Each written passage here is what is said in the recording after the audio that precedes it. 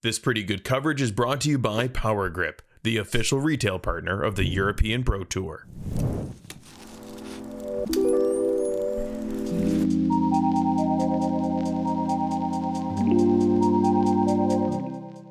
Hello and welcome to the Back 9 Round 1 coverage of the feature card from the last international European tournament of the season. It's the EPT All-Stars event in beautiful Fuengirola, Spain. We're playing the disc golf park Mijas today, very open course and a lot of wind today. I'm joined in the booth by no other than the current world champion Isaac Robinson. How are you? What's up? I'm doing great. Excited to see how this back nine plays out.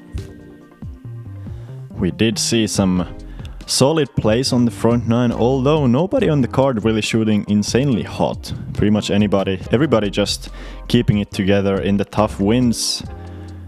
Hot round of the front nine was done by Hjalte Jensen at 4 under. So our player is still very close to that, and anything can happen on the back nine. We're starting on a relatively simple hole, besides the one fact that the green has an incredible slope just in front of it. It's only 90 meters. There's a lot of room, specifically on the left side of the fairway. Most players shaping something slightly left to right, either a small turnover or a forehand hyzer. What are you doing here? I'm going to be throwing something straight, just a straight mid, trying to bend it just a little bit to the right and land kind of at the base of that hill and hope I don't roll away. So you're trying to play it short of the basket and not on the top level? Yes. It seemed to work out well in practice. Alden, we have a very strong left to right, and so he drifts a mid all the way up to, I believe, circle one, looking up at the basket from that hill. And Mauri, he's known for having both solid backhand and sidearm. And that's kind of the easy mistake to do in the left to right wing. Just put it a little bit too high. And that's going to be a tough putt.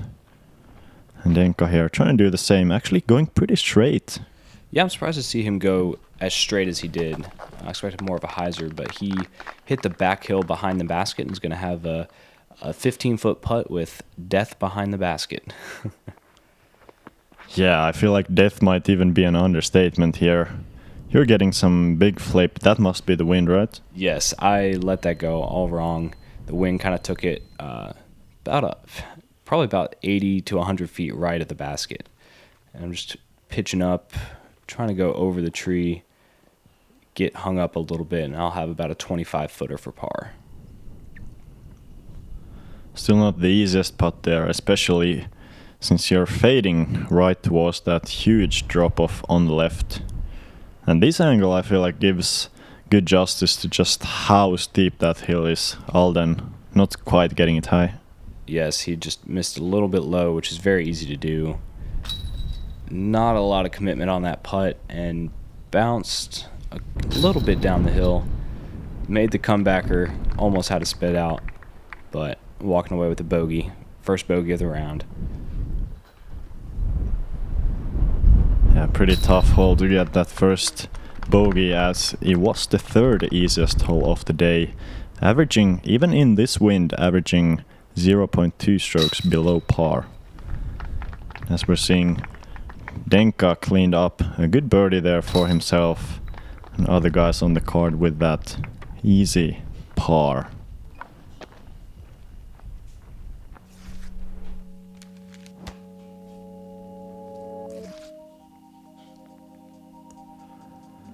And hole 11, once again a pretty short hole. We have this small stretch of these shorter holes on the course, this time only 78 meters. There's a couple of different plays on this one. You can either go low down where the drone is going with just a perfectly straight shot, have that big hillside on the backside of the basket to stop you from going long. And some players also opting for some higher lines, either a small flex shot or just a pure hyzer over the trees. Yeah, I think you're going to see 90% of the people try to go the hyzer route. You'll see Dennis here, I believe, going up the straight gap, and it looks to be a little to the left. And actually, yeah, I think he ends up about 30 short on that one. Alden's going the high hyzer with a very overstable putter. And he's going to drop it right next to the basket and get a little roll down the hill, probably about 28 feet. Yeah, I feel like on this one, dropping it right next to the basket is only half of the work done. After that, you just gotta hope that your disc doesn't roll. Mauri there also with a high hyzer, clipping the first branch, but not really affecting the shot. You can just see the hillside there, pulling it way down there, still well in the circle. Mm-hmm. Yeah, we called this hole the rollaway hole in practice, and you can see why. I'm going with an A2. There's actually a bowl up there on the left. You can there's some flat ground where you won't get the terrible rolls. So that's kind of where I was aiming and ended up about 25 to the left. Yeah, pretty nice place to be, although you're gonna have a lot of downhill on your putt. And we saw Denka there. That's kind of his signature short forehand. Very good at that shot. Alden with he thought it was good and it just raised the last second. He's going to have a pretty easy tap in for par. Able to convert on the birdie, which is a nice little bounce back after that bogey. And we're going to have Mauri here with a slightly obstructed, maybe with some branches in the way. He converts on the birdie as well. Very nicely done there, and you could see even behind this hillside the branches are kind of moving around in the wind. As we mentioned on the front nine and saw from play, extremely unpredictable winds throughout the round. And especially since after this hole we're going to the most open part of the course. I feel like the wind is going to be the most difficult element. Yes, and especially as you'll see on hole 12, kind of a signature hole out here, but the wind is going to be pretty crazy. Yeah, and talking about hole 12, you can just see why it would be called signature hole. An absolutely stunning view here. You can see all the way to the city from the top of the mountain. For the hole itself, it plays really good for really any shot that you can land within 5 meters off the basket or short.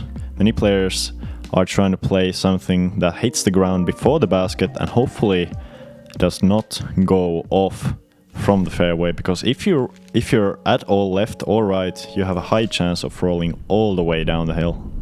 Yes, and I think you can see the wind up here. Mauri going very direct at the basket and just a little high. And standing on that tee pad, that is probably a 600-foot shot down that hill. He lost that disc.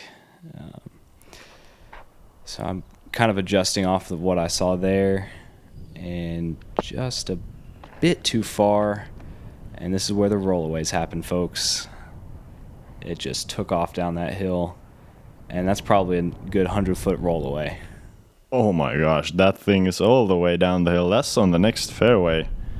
Let's see if Denka can finally keep this short of the basket. He does, but that's a better result than going down the hill. Yet still, he's definitely not going to have a good look for the birdie. And Alden here is the bit of a... I feel like it's a riskier line to go for this right side hyzer, but he's going to able to just barely stop it on the hillside. Yeah, just a little bit on the...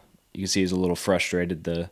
He hit right next to the basket and took probably about a 40-foot roll halfway down that hill. We're going to see Mauri actually walked all the way down to where his disc was, couldn't find it, and ended up re-teeing with a stroke penalty. And so this is his re-tee, and very, very good recovery job there. He'll have that for bogey. You're going all the way up the hill right here, trying to fight that wind with the nose up, and was able to stay up there, so that's a good chance for the par. I'm going to see Dennis here just laying up, wanting no part of that sloped green. Alden can't see the basket, and he's also just laying up for par. That's a common scene on this one as Mauri taps in his tap-in bogey. Pretty crazy result after that drive being, 100 meters down that hill. He almost must have been thinking like, why did I not do that the first time? Yeah, the difference between his 2 shots on this hole, first one being probably about 400 feet away from the basket, and the next one being about 5 feet away from the basket, he made the correct choice on the second shot for sure. Yeah, we actually saw his initial drive of the couple of holes away from here, and that was far.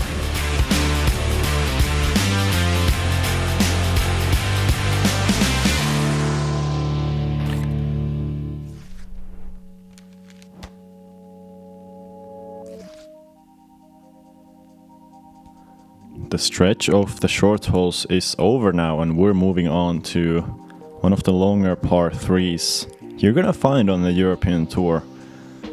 Par 3, quite severely downhill, 165 meters.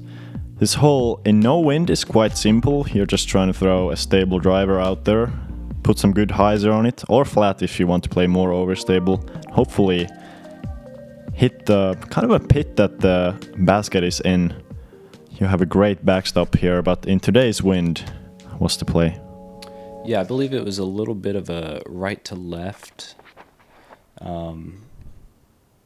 Yeah, so I'm playing a very straight disc, kind of a neutral driver, got a little bit of turn out of it, and ended up hitting that backstop right by the basket and rolling to bullseye.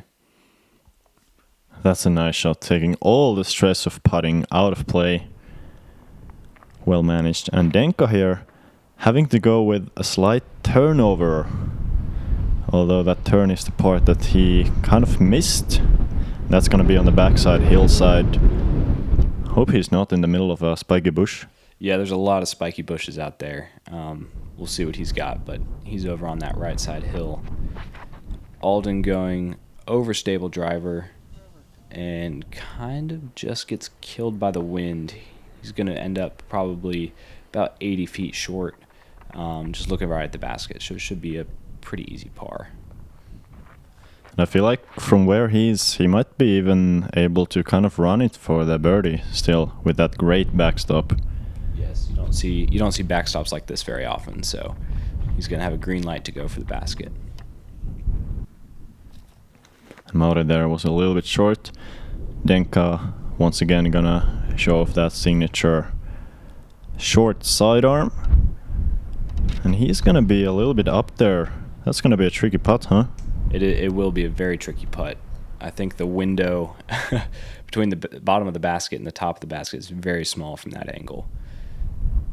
Alden here, giving it a run, almost rings it up. I thought it was in the whole way from where I was standing. I was very surprised to see that not go in. Mauri, similar look, just going over the basket. But once again, that backstop helping him. And Denka here, especially with his pretty pushy up and down putt, must have been really difficult. Yeah, it looked like a really tricky putt from there. I don't think he had too much of a line, which is weird because the basket's wide open. But Alden here with the tap-in par. Mauri's going to have a slightly tricky putt looking down at the basket, but it should be a par for him. And you're still only just coming up here, waiting to tap in for your birdie.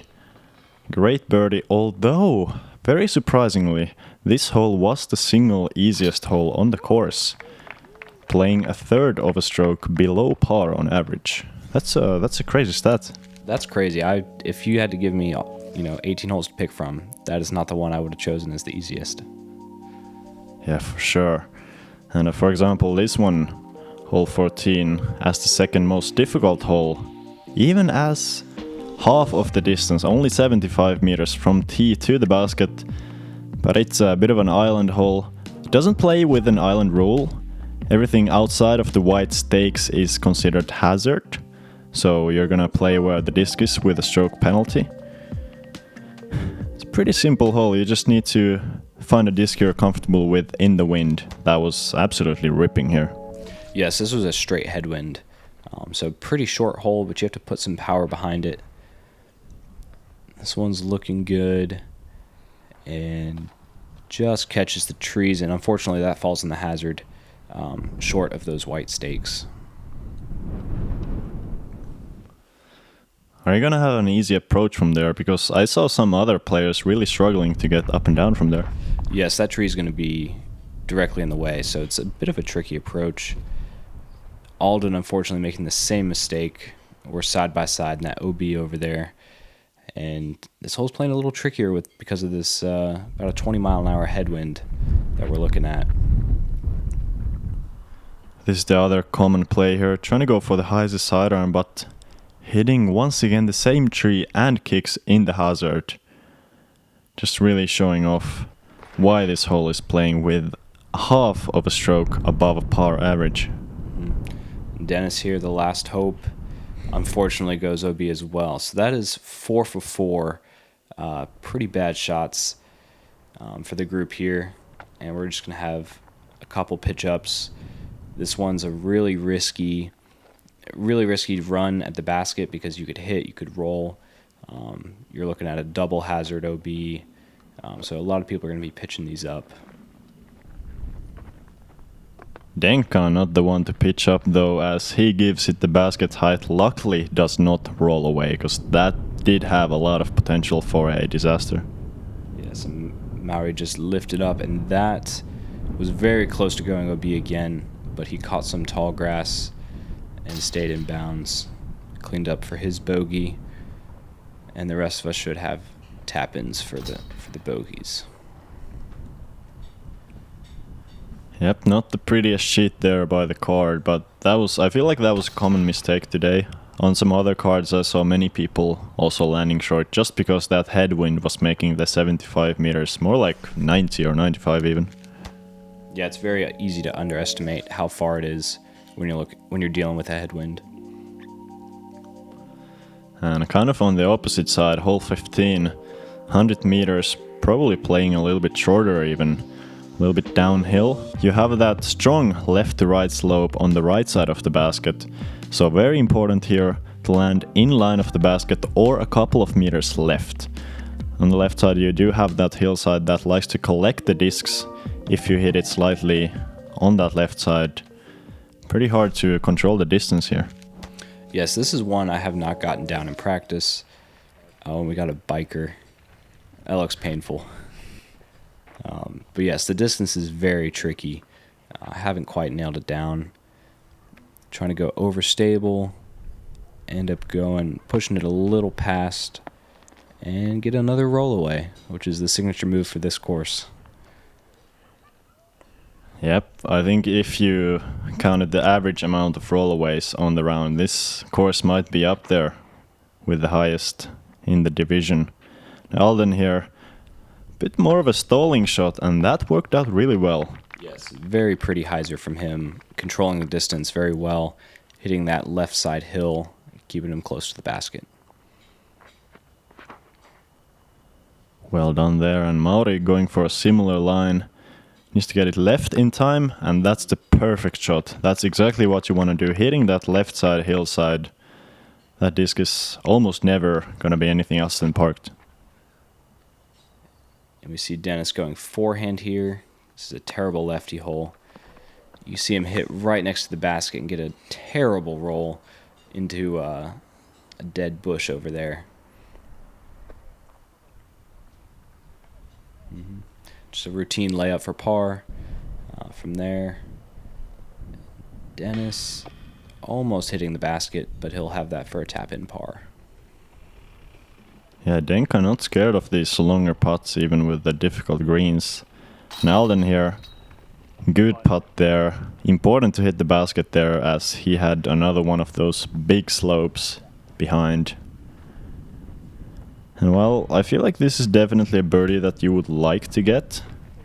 It's playing below par on average, even on the windy day.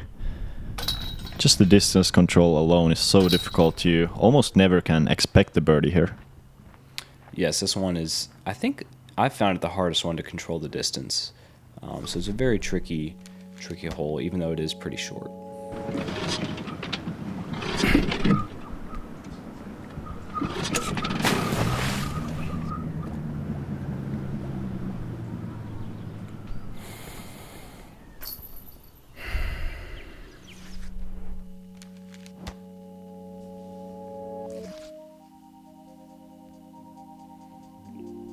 And we're moving on to the final 3-hole stretch of the course. These are some holes that you would like to pick up the birdie on.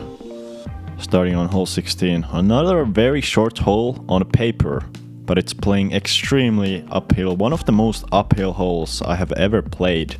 At the distance of 75 meters, probably playing closer to 110. There's that OB on the left side and OB fence on the right. What's the play? I'm going to be throwing something stable. I think Alden's going FX2, so something slightly overstable. This hole is very, very uphill. One of the more uphill holes that I've ever played.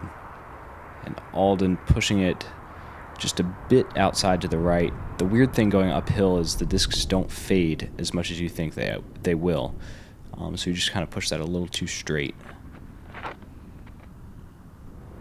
And Mauri kind of on the opposite side, but you can see, as you just mentioned, the disc not quite fading as far left, although looks like he still did fade far enough left to find that OB. The OB is only about 25 from the basket, so it's very easy to find it.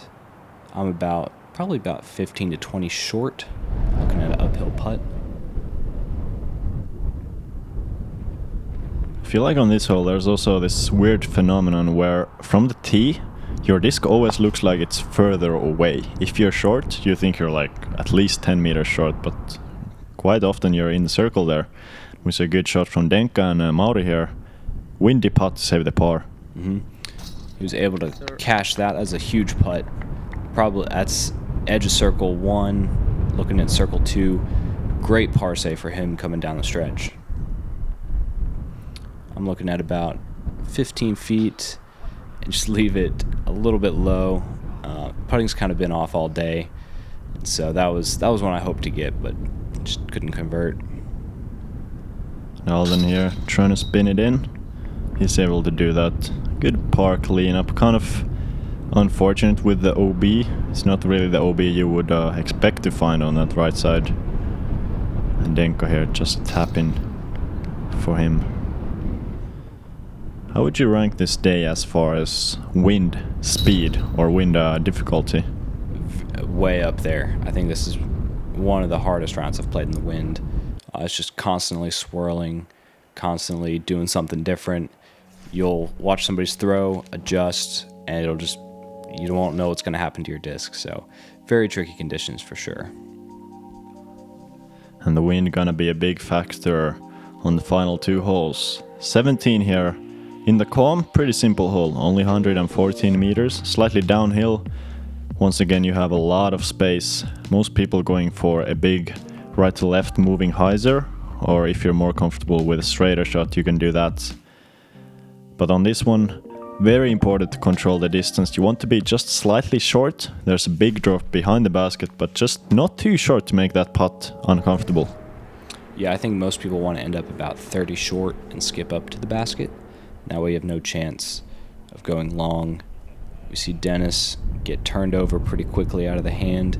He's going to be probably about 120 feet away from the basket looking for a birdie. Alden here. Going a bit higher. This is probably not going to push in the wind as much, and he's going to be a little bit short left there. That's a tricky putt. Did you have the same headwind on this one as we had? Yeah, it was a weird wind. It was swirling a lot. I watched Alden's get lifted pretty high, and you're going to see Mauri here kind of looking for that same play that Alden had and just not get the lift. And so he's going to end up about 50 feet right of the basket. And so keeping that in mind, I'm adjusting for the wind here, and I also do not get the lift. Kind of get smacked down way short of the basket. Going to be most likely looking at a par. Yeah, looks like nobody is in a great birdie position. And Denka even having to approach with a forehand. That's really well played in the wind. He's gonna have just a short putt left. You can't even see Mauri down there. He's pitched up and probably about 23 feet from the basket looking at a par. And yourself there, just pitching up. Able to keep it on the top. And Alden here. Let's see if he's crazy or not. He's not crazy. Not crazy. He's laying up, not wanting to risk that bogey. Just take his easy par. And that is a well-made putt from Mauri right there. He needed that, and in that wind, that was a tough one. So that was a very good make from him. Super good to see. We did see those putting struggles, specifically on the first holes of the round, as that's a good make from Denka as well. But I feel like on the back nine, Mauri's putting has actually been very solid. Yes, he's definitely pulled it together, kind of put the front nine behind him, and is looking to finish out this round in a good way. I tap in for my par there, and Alden will have about 3 feet to clean up for his par. So no damage there to anybody on the card on 17. And we're gonna be moving on to the finishing hole of the round. Another hole that maybe in the calm would be pretty simple, but once again the wind makes this hole so difficult. We're playing slightly downhill, 201 meters, a big par 4. Off the tee you would like to get as much distance as possible while still staying somewhat on the fairway. Anything kind of a little bit left of this pole is good. The pole is actually marked as Mando, so you have to move on the left side of the pole. And really off the tee it's just a combination between distance and placement. Yeah, there's a ditch somewhere out there, and there's a lot of spiky bushes, and so you really don't want to land somewhere where you'll be obstructed heading into the green, and you're just going to try to land it in the most open space you can find out there. And you can see here, pretty strong headwind, and Dennis turning something over. He's going to be pretty far left.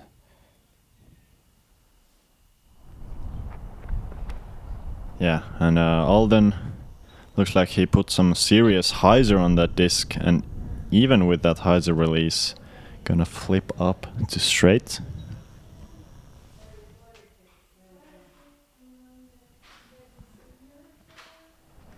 And I'm out of here going something very overstable, and just kind of leaving it a bit out to the left there.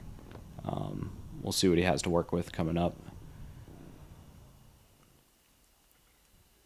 Yeah, I feel like it's kind of random if you're left, if you're gonna be in one of those spike bushes or not. Although, good for him, he can take that relief if he's in the middle of one of those. Yes, that is a nice thing they added. I'm going to leave it right in that ditch I was talking about. Well short of the landing zone. And landing there in practice, there wasn't much to work with. So we'll see what's coming up. Everybody on the card kind of scattered across this fairway. Dennis here, trying to go for a turnover, but he has missed the Mando on the right side. That is a bad miss to make. Really the only thing you can't do from that position. So he's going to be going to the drop zone, throwing 4 from there. Yeah, and you're going to see Mauri here going forehand into the green. And I think he ended up a little short of where he wanted to be on that one. Yeah, couldn't quite see it on camera there, but who will believe the world champion and Alden Harris trying to go for that wide forehand. This I feel like is the most common play here, just trying to hyzer it to the green, and he was able to stick it on the hillside. Yeah, he'll have those kind of leafy plants to deal with on the putt, but inside the circle, look at a birdie for sure. This one I just had to kind of pitch out. I was in a spiky bush and not much line. Leave this a bit wide on the right. Hit a tree. Looking at probably about a 35-foot putt up the hill at the basket. Yeah, very makeable though. You have to be a little bit cautious off the screen as we see Denka with once again that signature short forehand. But yeah, cautious off the screen since it's very sloped. Was able to make that putt for par to close out the round, which was felt good with the putting struggles and the rough round today and the conditions that we had. We have Alden. You can barely see him over on the left there, looking at a tight window, and he nails it. That's a good birdie to end on, and shot the hot round of the group. Yep, that's a good putt to finish there, and I feel like his putting stroke was looking pretty solid today. It's gonna be good going on to a bit more of a calm round 2. We're expecting much less wind, and it's gonna be good to see the different side of this course. As we saw Mauri there tapping in for the par, Dennis finishing with the bogey unfortunately to push himself back over par. And that's it for the round. As we take a look at the top 10 scores, Pekka Hyvönen, insane round, 7 under, rated 1068 in the wind. He's a good friend of mine and a very talented player. Right behind him, Hjalte Jensen, 5 under, also a very good round. Although he has much more to give out, he was not very happy even with the 5 under.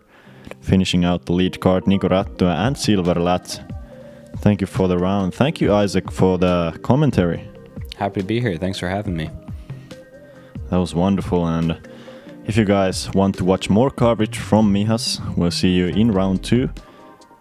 If you want to support MDG, you can do that on Patreon, or if you don't want to pay, liking and subscribing on YouTube will do. See you guys in round 2.